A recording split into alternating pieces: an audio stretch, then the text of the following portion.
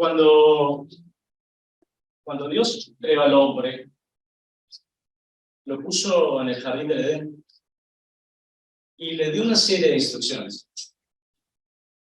Le dijo, primero los bendijo y luego les dijo: multiplicaos, llenad la tierra.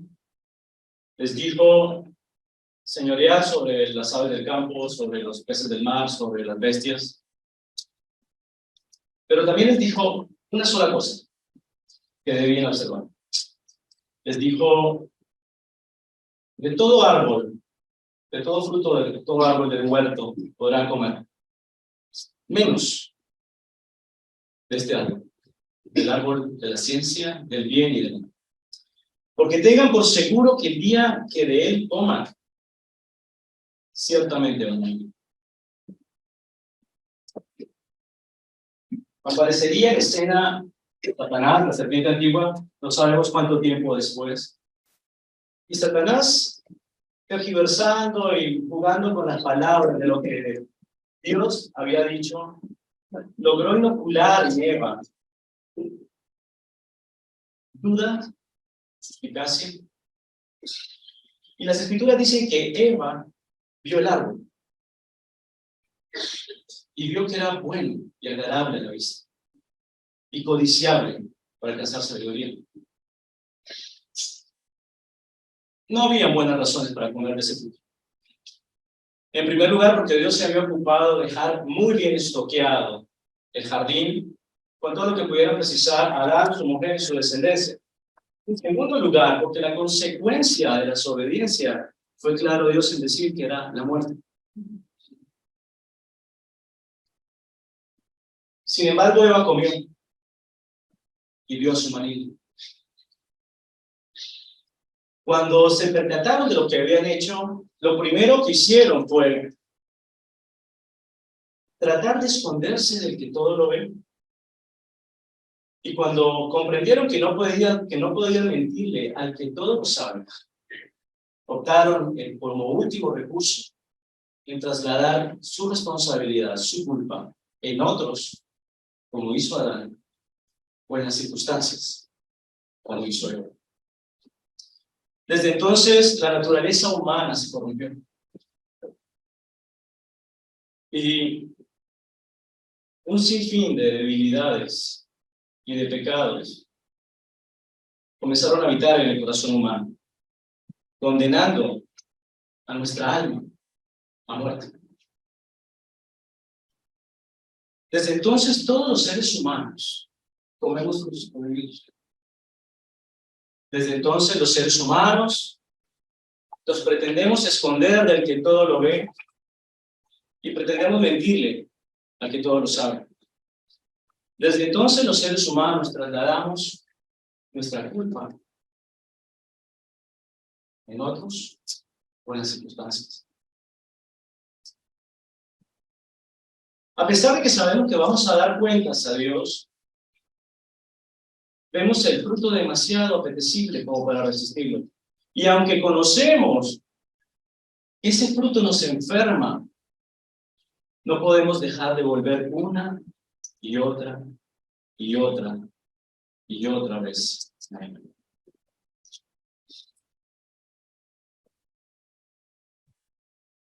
Hace 15 días hablábamos de la confesión privada, confesión vertical. Definíamos esa confesión como el decir lo mismo que Dios, basados en lo que significa el verbo en griego, del verbo confesar que vemos en el Nuevo Testamento, 1 Juan 1:9, que significa, el verbo es homologueo, somos lo mismo, logos, decir, o verbo, decir lo mismo. Cuando confesamos, aprendimos hace 15 días que estamos diciendo lo mismo que Dios. Estamos poniéndonos de acuerdo con Dios acerca de nuestra situación, acerca de nuestro pecado. Aprendimos también que la confesión privada delante de Dios tiene una serie de beneficios. En primer lugar, nos recuerda que somos justos y bienaventurados. En segundo lugar, nos previene de sufrir consecuencias espirituales, emocionales, físicas. En tercer lugar, nos fortalece y renueva y restablece nuestra comunión con Dios. En cuarto lugar, nos asegura del continuo amor de Dios y su fidelidad. Y en quinto lugar, nos habilita el acceso a la enseñanza y a la dirección divina, a causa de la humildad que está en la naturaleza de la confesión. Hoy vamos a hablar de otra confesión. Ya no la confesión vertical, sino la confesión horizontal. El confesar entre nosotros. El rendir cuentas entre nosotros. Que es tal vez un tema muy dejado de lado en nuestras comunidades. Vamos a hablar un poco de eso. Oremos. Padre del cielo, te alabamos y te bendecimos. Dispone nuestros corazones, Señor, para poder hablar tu palabra, Señor, para poder escuchar tu palabra, para poder ser sensibles a tu palabra, Señor.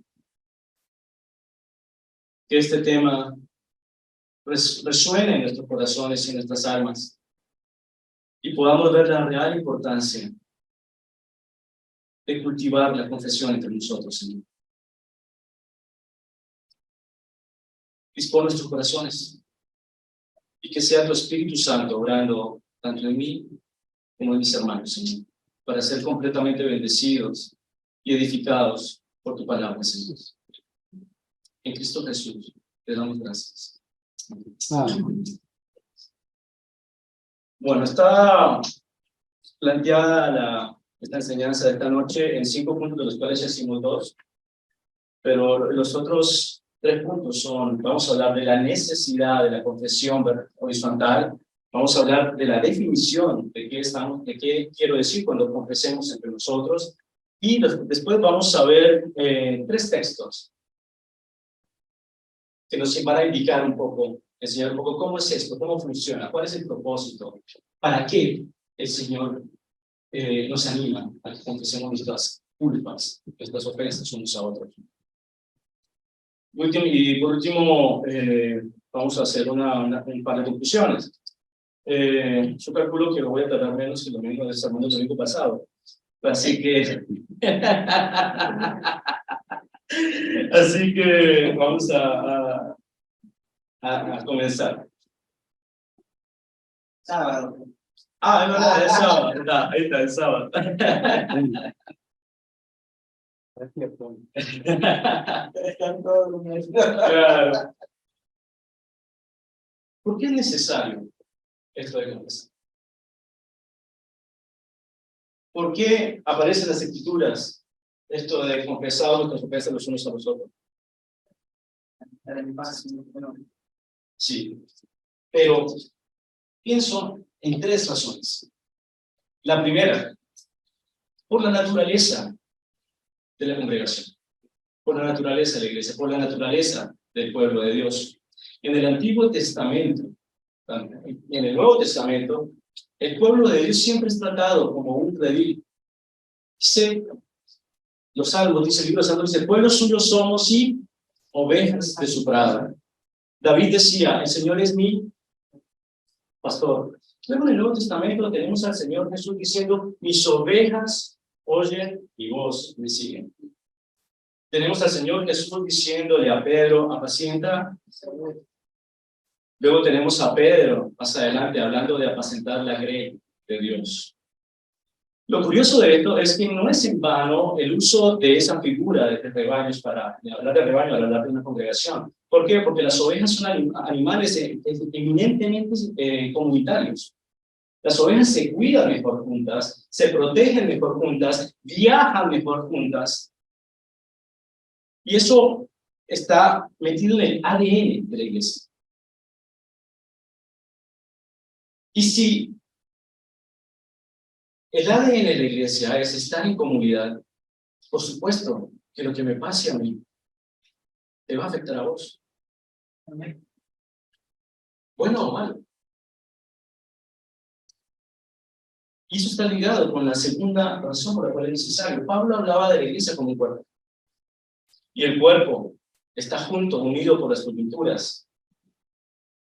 Dice Pablo que si un miembro se duele, los demás miembros se duelen con él. Estamos interconectados todos. De tal suerte, repito, que lo que sucede conmigo te va a afectar directamente o indirectamente a vos. Y además es la posibilidad de ejercer, la posibilidad de ejercer los dones que son dados a la iglesia. Lo veíamos en la escuela dominical. ¿Para qué son dados los dones? Para la edificación del cuerpo de la iglesia, para la edificación de mis hermanos, para obtener la oportunidad de hacer una representación en 3D del carácter de Cristo para mis hermanos.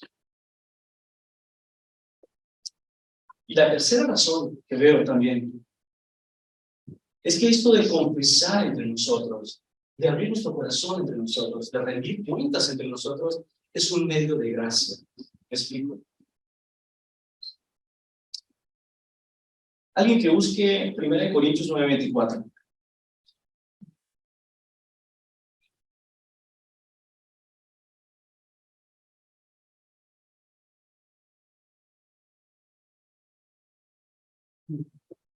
No tenga que olvidar, por favor.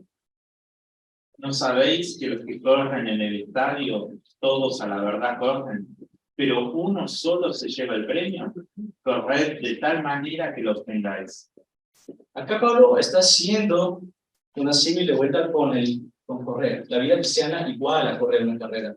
Y al final dice, correr de tal manera que consigáis el premio. Correr de tal manera que llegues al final, a la meta. La confesión se convierte en una forma, en una herramienta que tenemos para poder correr de tal manera que seguimos hablando. Asimismo, en Hebreos 12:1, conocido por todos, dice, por tanto, nosotros también, teniendo alrededor nuestro tan gran nube de testigos, despojémonos de todo peso y del pecado que nos asedia y corramos con paciencia la carrera que tenemos por delante. De vuelta a la misma imagen, correr.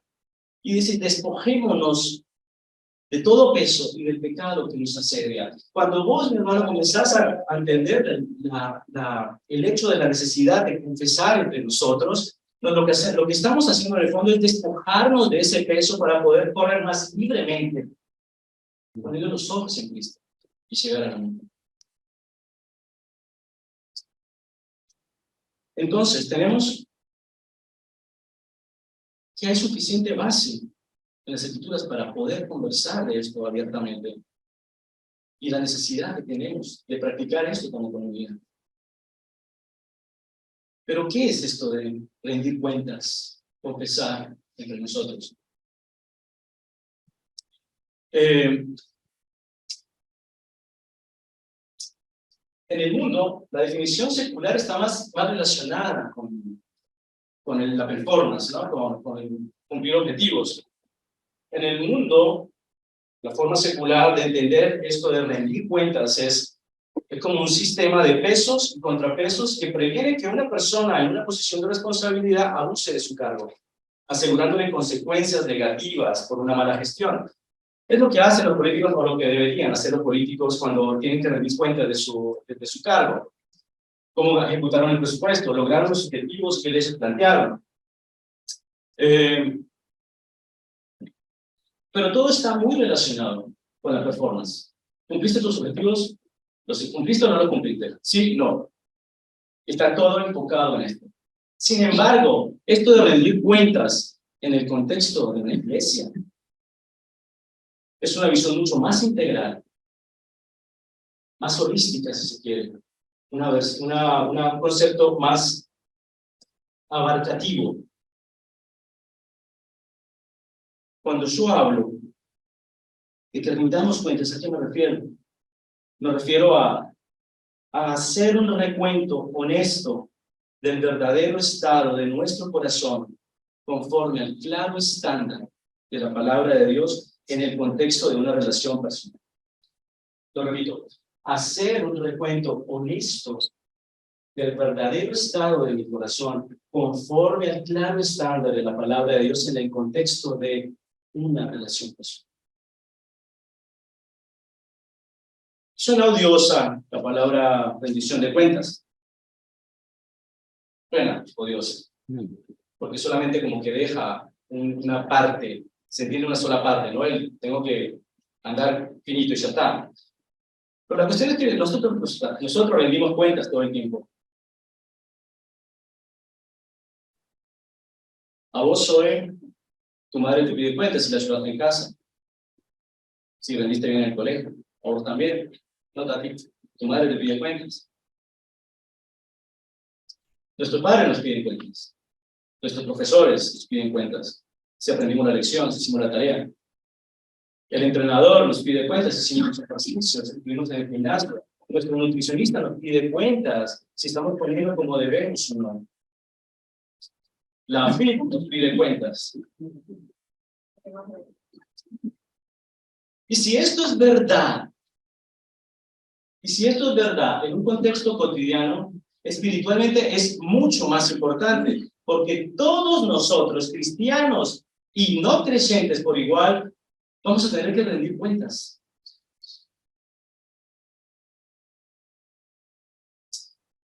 Dice Pablo en Romanos 14:12, de manera que cada uno de nosotros dará a Dios cuenta de sí. Mateo 12:36, palabras del Señor Jesús.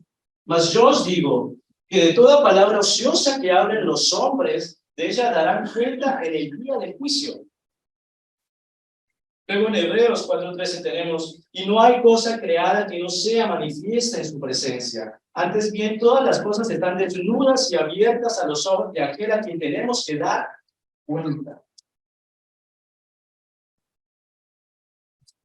Dios nos conoce, hermano, perfectamente. Él no tiene que poner la huella en el celular para ver las conversaciones de WhatsApp.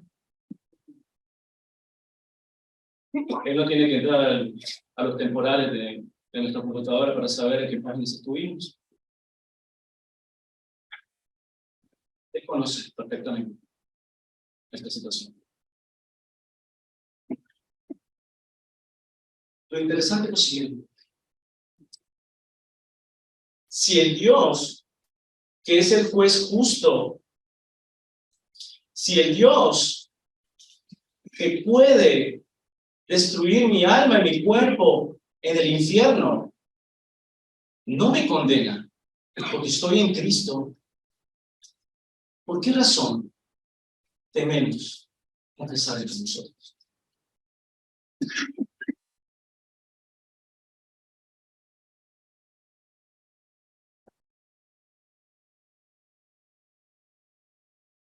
Somos muy, bueno, yo en lo personal, como muy crítico de la forma romana de confesión, ¿no? Va al feligrés a un confesionario, el sacerdote está adentro, por cierto que no lo puede ver por una rejilla, o no es lo que en las películas. El feligrés confiesa sus pecados, dice esto, lo uno, lo otro. Y luego, el sacerdote, se buena onda, o anima, o le da una breve explicación, una breve enseñanza, le da algunos consejos, le da una penitencia y luego una absolución. El feligrés se va. Nosotros, por el contrario, nos vamos al otro extremo. En el 99% de las ocasiones, nosotros confesamos única y exclusivamente nuestros pecados delante de Dios. Y muy pocas veces, invitamos a un hermano a que escuche nuestra confesión.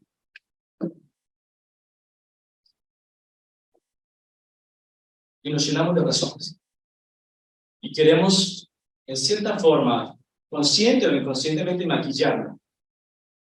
Decimos, si Jesús es el único mediador entre Dios y los hombres, no entiendo por qué tendría que ir a mi hermano si mi hermano en última no me puede absolver de pecado. No lo necesito. Lo puedo hacer delante de Dios. Dios me va a perdonar. Y está bien. O decimos, no, yo no quiero que mi hermano escuche esto, mi hermano sepa esto.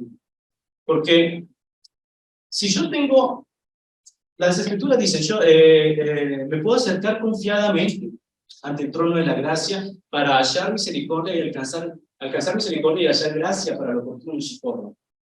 No preciso la ayuda de mi hermano. El Señor me puede dar el oportuno socorro. Y somos muy reticentes a hacerlo. En el fondo, Me temo que por orgullo yo lo puedo manejar solo. Pero más en el fondo, por la vergüenza para escondernos, porque nos queremos esconder. Y sobre todo el temor a ser conocidos y rechazados.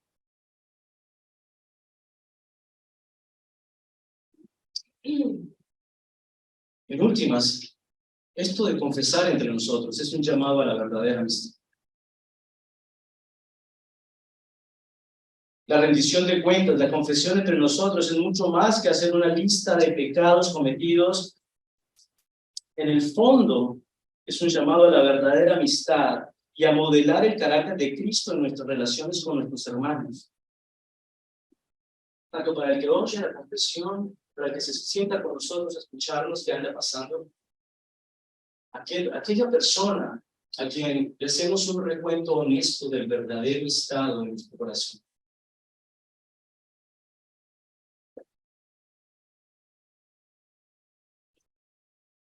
¿Quiénes son las heridas del que ama?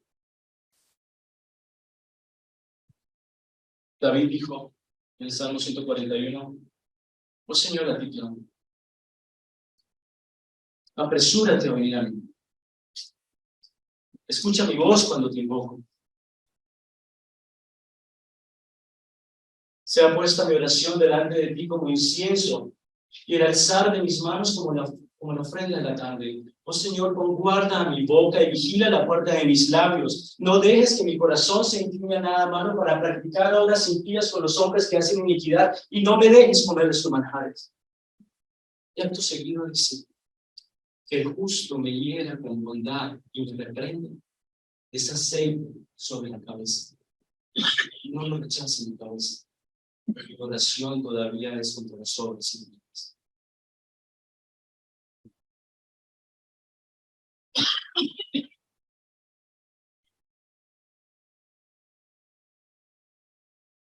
Vamos a ver 3 pasajes para profundizar un poco más en el concepto. ¿Cómo funciona? Para poder tener un brochazo general que nos indique cómo asumirlo. El primero de ellos, 2 de Timoteo 2:22. Todos pasajes bastante conocidos incluso.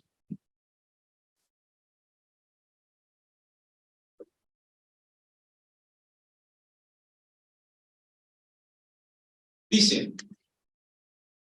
hablándole Pablo a Timoteo, huye pues de las pasiones juveniles y sigue la justicia, la fe, el amor y la paz con los que de corazón limpio invocan al Señor.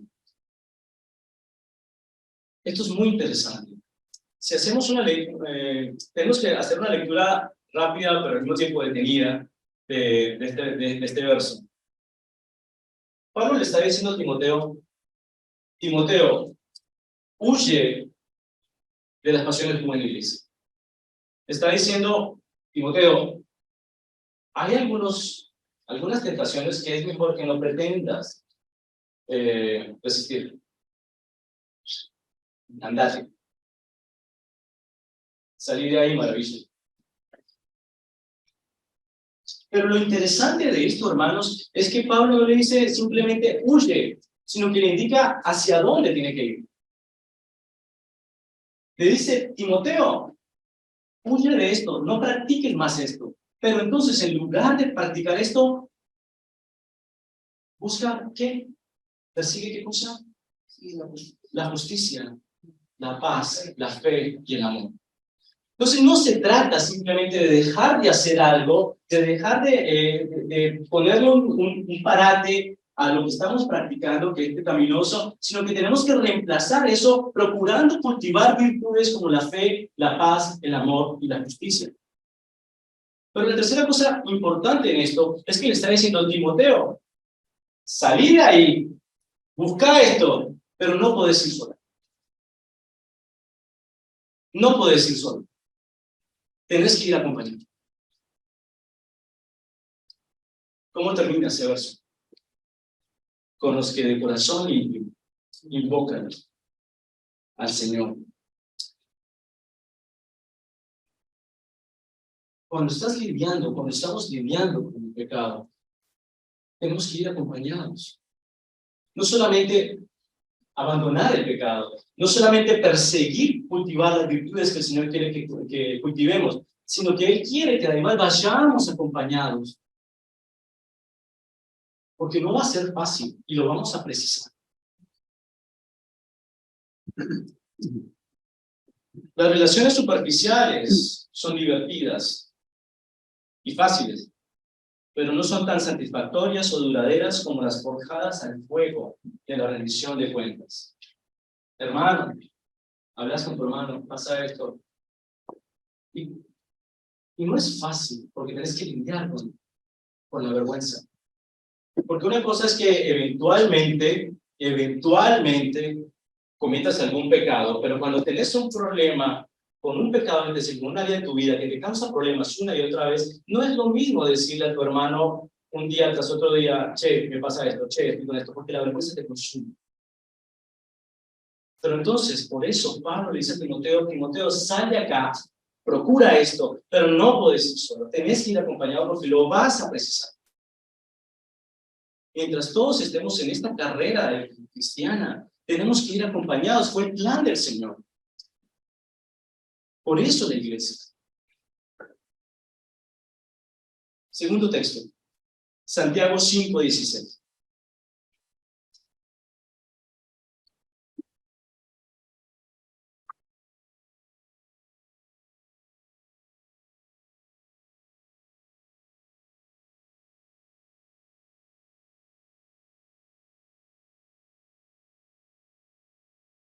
Dice, confesaos vuestras ofensas unos a otros y orad unos por otros, para que seáis sanados.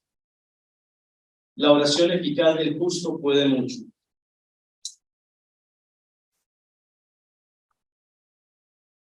Santiago viene hablando, antes de esto, viene hablando de la sanidad de carácter físico, de que está enfermo, llama a los ancianos de la iglesia, aplique un aceite, oren por él, y después sigue con esto. Confesad vuestras ofensas unos a otros y orad unos por otros para que seáis sanados. ¿A qué sanidad se está refiriendo Santiago? Ya venía hablando de la sanidad física.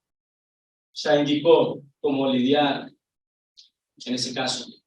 Y ahora me vuelve a decir, después de decir que confiese mis ofensas y que oremos, el propósito de esto es la sanidad.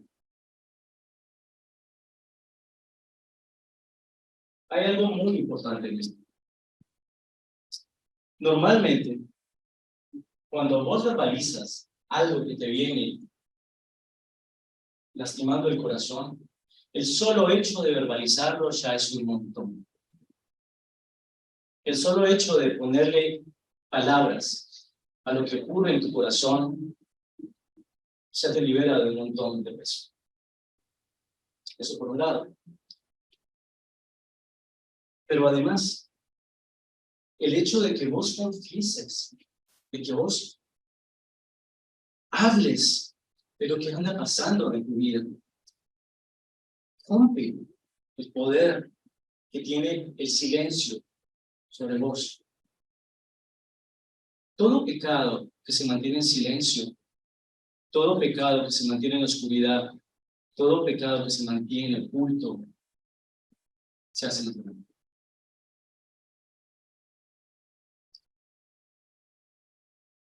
El que cubre sus pecados, no cuestiona.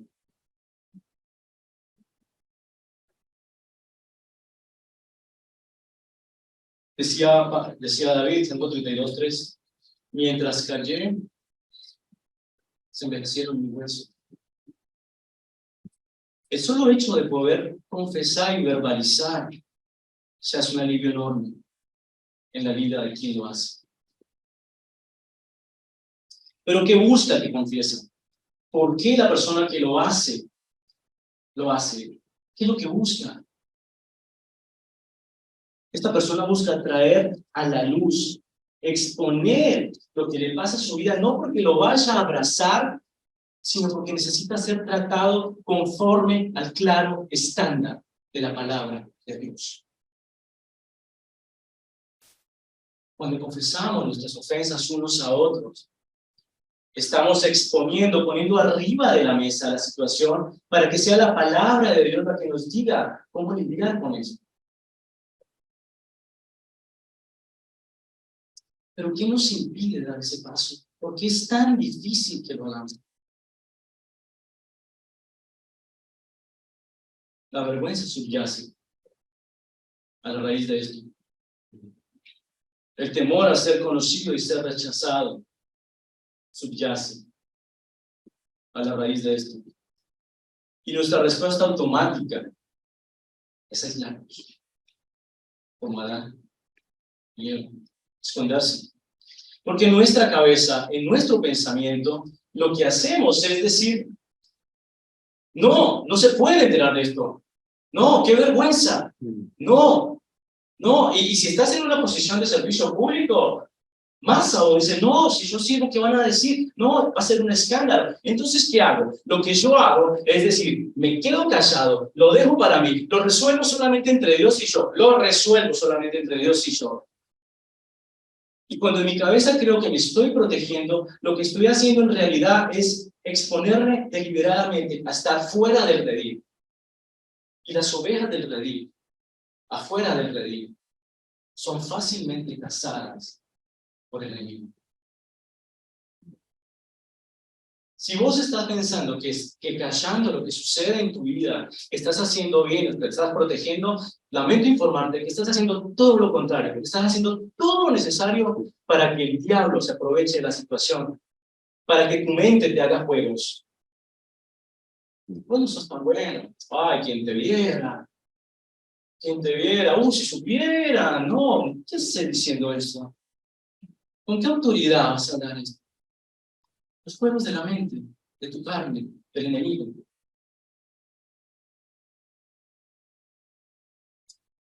Tenemos que renunciar, mis hermanos, a la persona pública. Tenemos que renunciar a esa persona pública, porque no existe una persona pública y una persona privada. Una persona íntegra es la persona que es en privado es igual que en público. Es una persona que es conocida a profundidad por sus hermanos.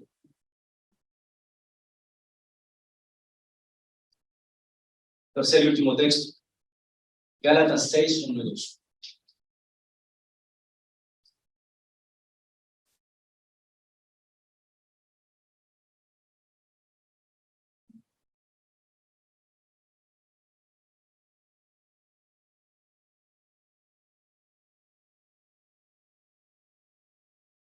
¿Lo puede leer, gracias, por favor?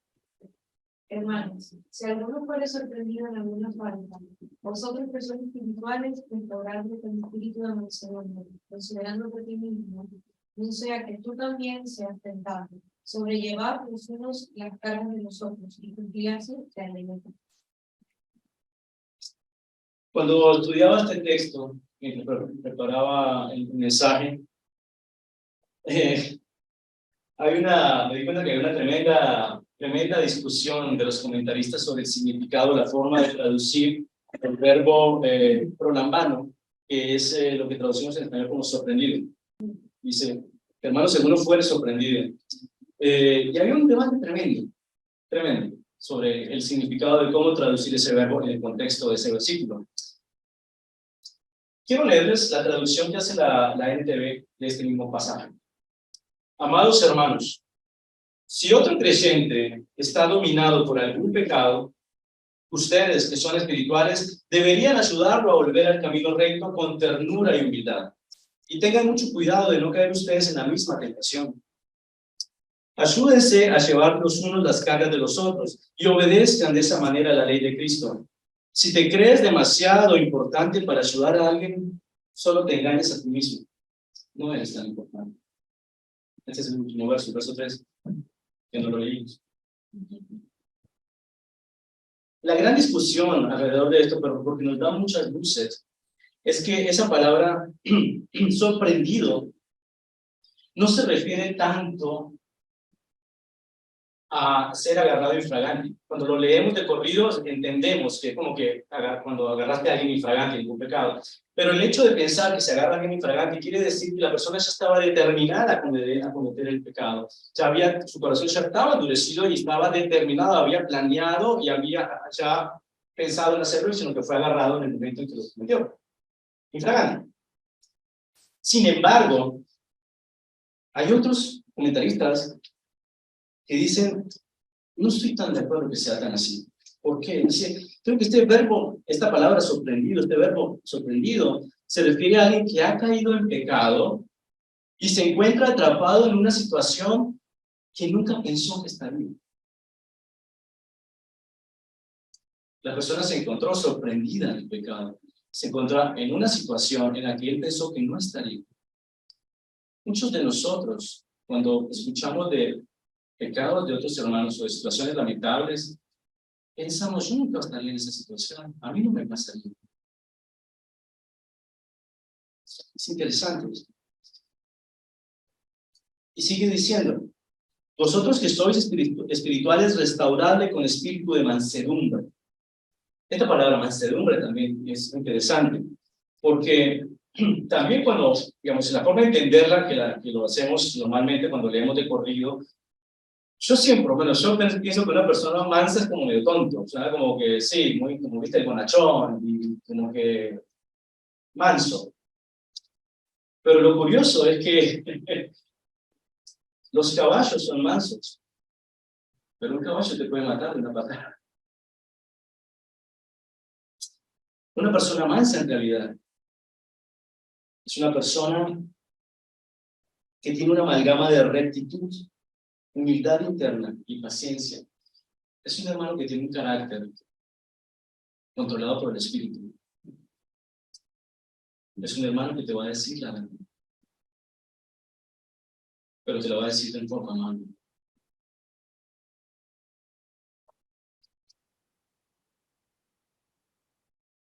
Restauradle con espíritu de mansedumbre, considerándote a ti mismo, no sea que tú también seas tentado.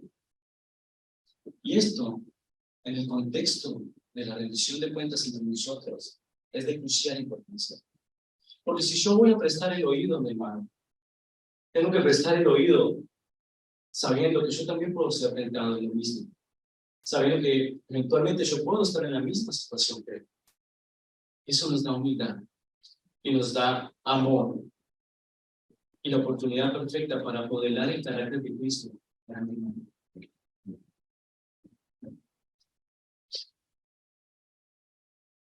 Con misericordia y con verdad se corrige el pecado.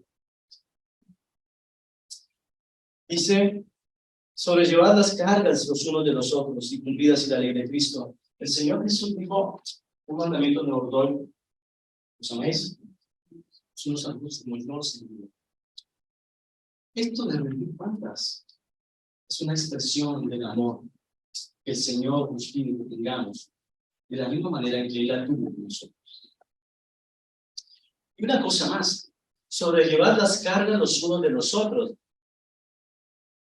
Cuando yo pienso en este verso, la imagen que viene a mi mente es la imagen del yugo, del buey, parando.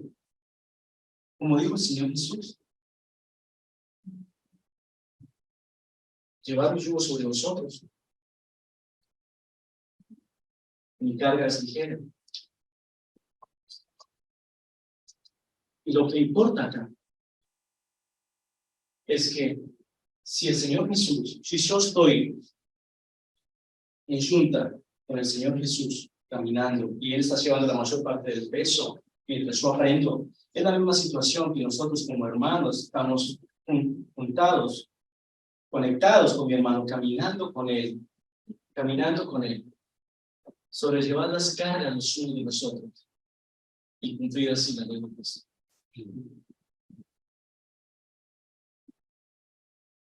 El objetivo principal de la reprensión es la restauración, no la destrucción. El objetivo principal de darle oído a mi hermano es su restauración. Es animarle a que viva conforme a su verdadera identidad como hijo de Dios. No solo alejarse del pecado, sino que se vuelva a Dios como fuente de toda fortaleza y satisfacción. Ese es el objetivo de la rendición de cuentas. No es jugar un juego de roles. Yo soy más que vos, así que vos venís a mí. No. Con mansedumbre. Caminar juntos.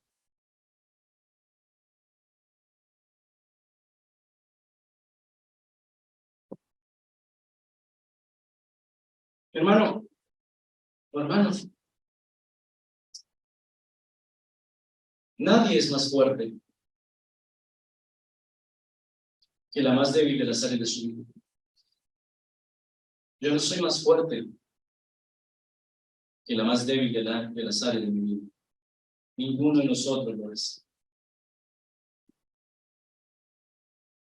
El rendir cuentas nos ayuda a lidiar satisfactoriamente con la vergüenza.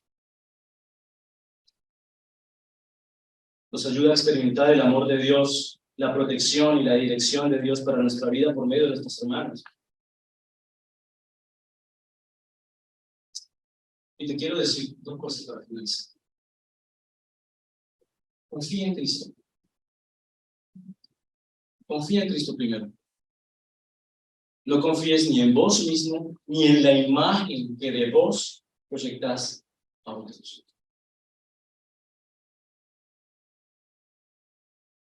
Consciente o inconscientemente somos expertos en ponernos máscaras. Sabemos cuál es el tipo de persona que a la gente le gusta.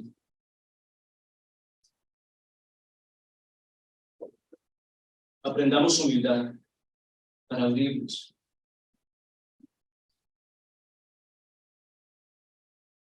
Pero sobre todo confía en la verdad. Cuando te abres, cuando rindes cuentas, cuando confiesas, estás diciendo que es mejor confiar en la verdad que confiar en la mentira, que confiar en la apariencia. Cuando decides abrir tu corazón y confesar tu pecado delante de tus hermanos, a tus hermanos, estás trayendo luz a esa parte de tu corazón que llega un momento en que no sabes cómo manejar. Y no se trata de ser honesto por ser honesto, sino porque llegas a entender que en esa misma situación en la que estás, esa misma situación puede ser la herramienta que Dios está utilizando para mostrarte cosas de vos que vos no podés ver y para que vos puedas conocer a Dios en medio de esas mismas circunstancias. Difícil es estar en el yunque, pero el hierro sale bien afilado.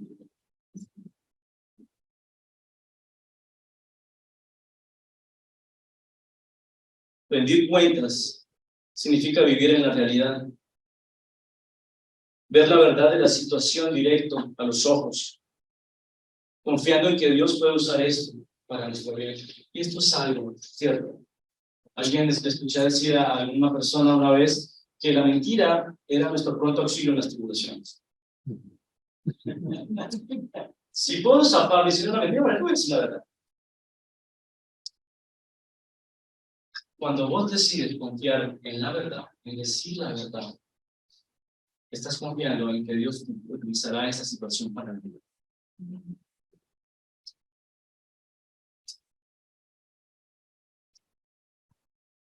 Es muy serio esto. Es tremendamente serio.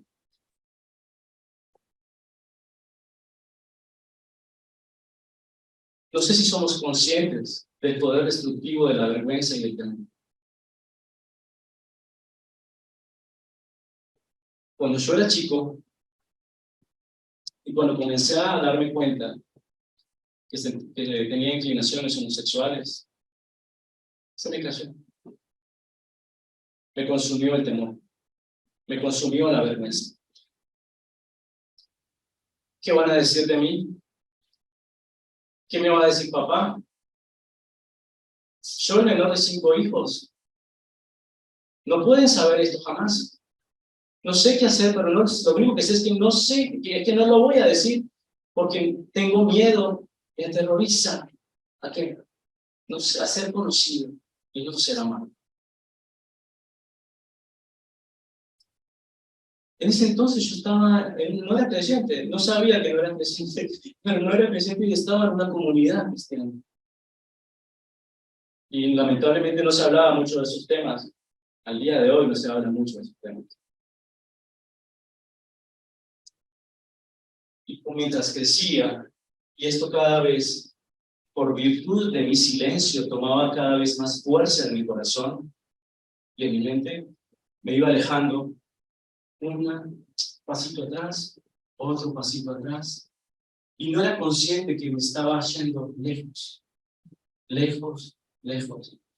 Llegó el punto en que las únicas voces que escuchaba yo en mi vida eran la voz de mi propia carne, al no saber cómo lidiar con mis impulsos. Era la voz del mundo que me decía, dale, que no hay problema, dale, eso es el único que no lo hace, mirá, hay un montón de gente que lo hace, que vive de esta manera. Y la voz del diablo que decía, ¡oh, qué vergüenza que eso para tu familia! Lentamente, en una constante deriva, terminé lejos. Y a los 20 años decidí abrazar la vida homosexual. La vergüenza y el temor son armas peligrosas en las manos de Satanás. Tendrían que pasar 20 años para que el Señor me encontrara en la soledad de mi habitación en febrero de 2020.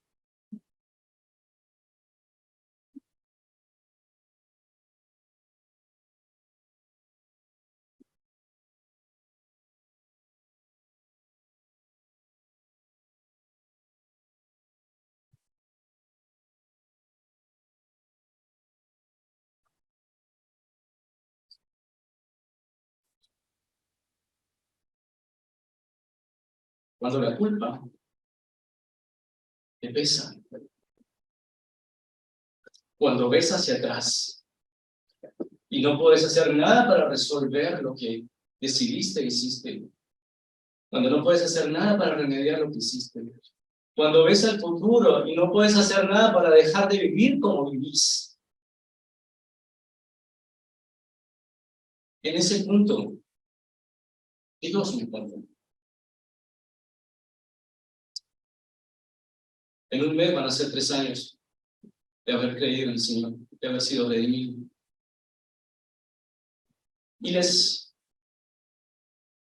mentiría si les dijera que ha sido un jardín de rosas. Ha sido un jardín de rosas en muchos sentidos, porque mi vida es un milagro, lo sigo diciendo. Pero el camino ha sido difícil. Este tema, hermanos, es absolutamente fundamental para crecer como iglesia.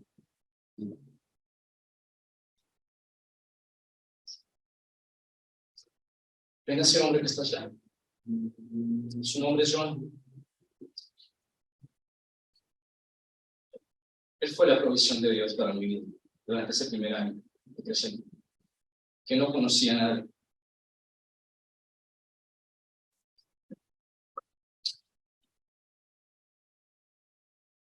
Ese hombre escuchó mis confesiones, me abrió las puertas de su casa con su linda esposa y me bendijo.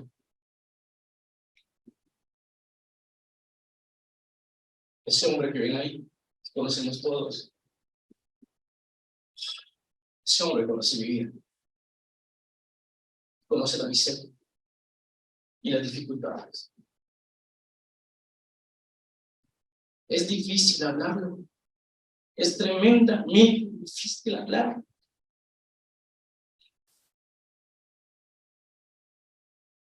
Estos 2 hombres son los que han ido conmigo en este camino. Y en su momento cada uno me ha bendecido, recordándome que debo vivir conforme a la identidad que tengo en Cristo. Me han amado y no se han avergonzado de mis pecados. Te amamos, Javier. Y ustedes hacen parte de esta comunidad. Yo no estoy acá de gratis. Es obra de Dios y la misericordia de mí. Estos dos hombres se han dejado utilizar por Dios. Y en su medida cada uno de ustedes ha sido parte de que este pecador pueda caminar hacia Cristo. Es muy serio esto, hermano. Es tremendamente serio. No podemos vivir en comunidad si no tenemos la suficiente tranquilidad de exponer nuestras vidas tal cual son, con alguien que nos escuche, que nos aliente a seguir el camino de la cruz.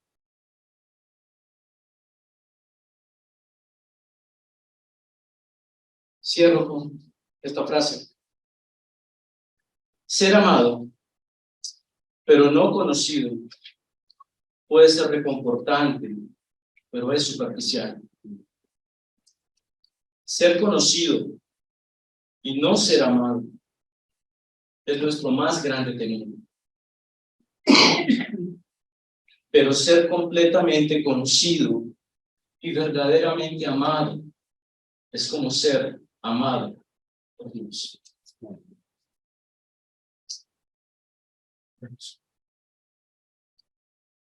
Padre del cielo, te alabamos, te bendecimos.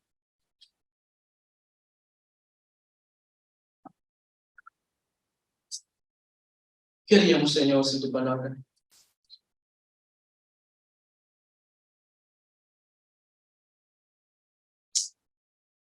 ¿Qué haríamos sin el Espíritu Santo, Señor?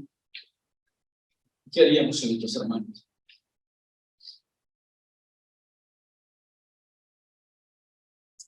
Permite, Padre Celestial, que esta realidad de confesar nuestras ofensas los unos a los otros y orar los unos por los otros para ser sanados se haga mandatorio, realidad en nuestras vidas como iglesia, Señor. Que cada uno de nosotros pueda dar ese paso de creerte a ti, de confiar en ti, de confiar en la verdad, para decidir vivir en la verdad, para poder, Señor, permitirse experimentar la profunda y bendita verdad tuya, para experimentar tu amor, tu compasión, tu salvación y tu restauración.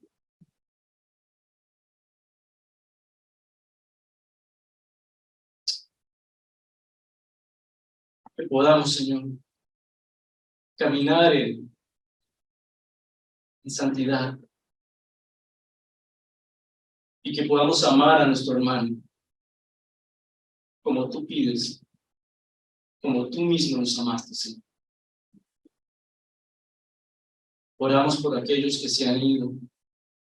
Oramos por aquellos que a causa de la vergüenza y del temor a ser conocidos y rechazados han decidido salir, Señor, y exponerse deliberadamente al ataque de Satanás, Señor. Oramos por sus corazones y oramos por cada uno de nosotros para tener corazones dispuestos a buscarnos, a amarnos, a restaurarnos, a ser ese hospital de campaña que tú quieres que sea tu iglesia, Señor. Te alabamos y te bendecimos. En Cristo Jesús. Amén. Amén.